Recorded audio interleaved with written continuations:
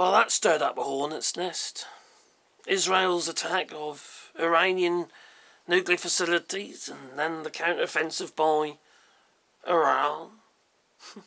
And Iran's put out a statement blaming all the allies of Israel. The United States. The United Kingdom. Even though the United Kingdom, David Lammy and Keir Starmer have been sanctioning Israeli officials because of the genocide. Now, I know they don't want to call it a genocide, but that's what it is, let's be honest, in Gaza. But what about all these terrorist sleeper cells out there? Iranian terrorists that happen to be in the UK, that happen to be in the United States. Has anyone thought about that? Are we going to see an uptick of terrorist activity? Especially if the United States carries on supplying Israel with munitions. So they can carry on bombing Iran. Now people keep telling me, well, Israel has a right to defend itself. And now they're calling it preemptive self-defence? There is no such thing. Unless you can see into the future. Are we all stupid? Because these feckers are believing it. They're buying into this stuff. There's no such thing as preemptive self-defence. Of course Israel's got a right to defend itself. But only when they're being attacked. Really? Wouldn't you say?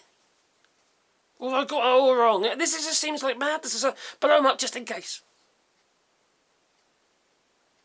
And Iran does the opposite. And I'm not rooting for either side, because quite frankly, I'm just... As far as Netanyahu is concerned, he needs to go. It's all political for him.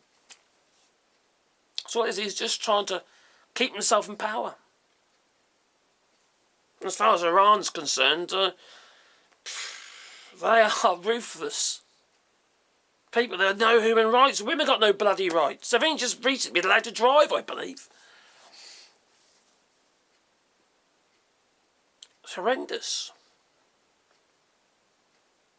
It's a tyrannical regime in Iran. I've got no love for that.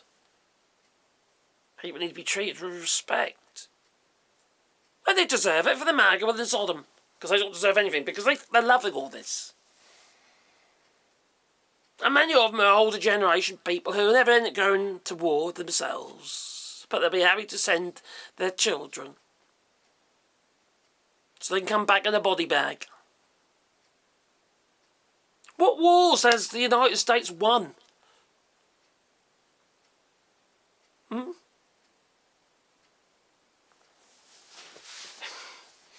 Every time they interfere with stuff, it all goes tits up. They come out either too early or they just lose. Look at Afghanistan, for instance.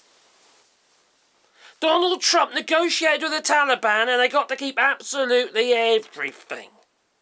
That's how Donald Trump negotiates. You can have everything. Okay, done a great deal. Like you just did with China and the tariffs. China's got everything they wanted, pretty much. The United States, oh well, that's another story.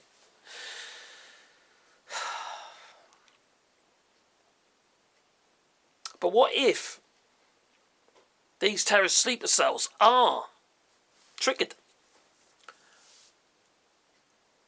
Is the United States, for instance, going to start attacking Iran themselves because they have been attacked by terrorists? Could American soldiers be drawn into that? And fighter pilots, etc. Could the same thing happen in the United Kingdom? And be the same story? Then we end up joined at the hip again with the United States. Fighting a war that we didn't even, well, we didn't necessarily trigger. The United Kingdom stopped supplying Israel with munitions. Well, defensive equipment, so they say. But they're not. Donald Trump is just flooding them with stuff. Oh, you have that, you have that, you can have that. So they can blow more shit up in Iran. Now, this is a time when they're actually negotiating a so-called nuclear deal.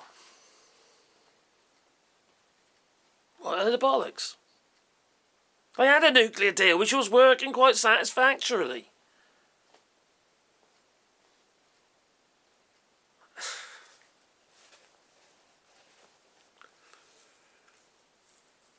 This is all our families, all our children, our grandchildren are at risk here. And this orange buffoon in the White House, all partying at the moment on his birthday, is putting us all at risk.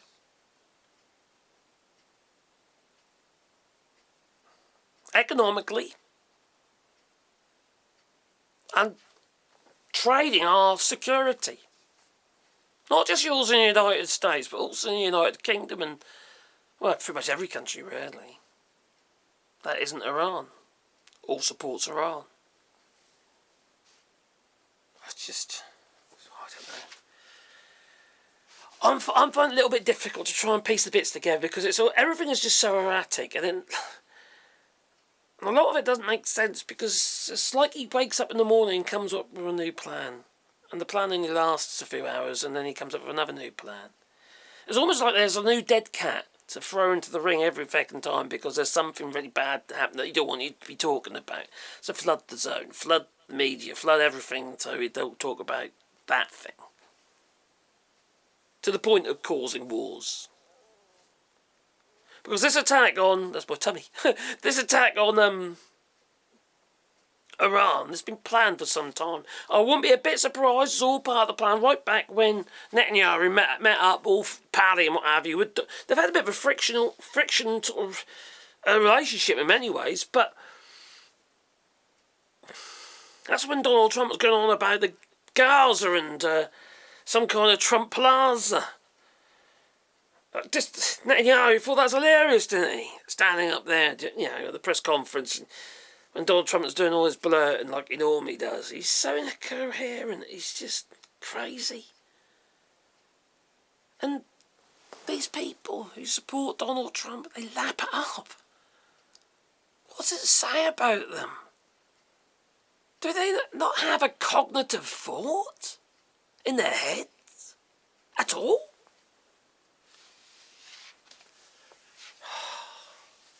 Anyway, be nice kind and boot the old like button and maybe subscribe to the channel. Maybe a little bell icon, because then you get one fast feeling in your pocket every time I upload another video. If I ain't had a feckin' seizure between now and the next time I make a bloody video. God's sake.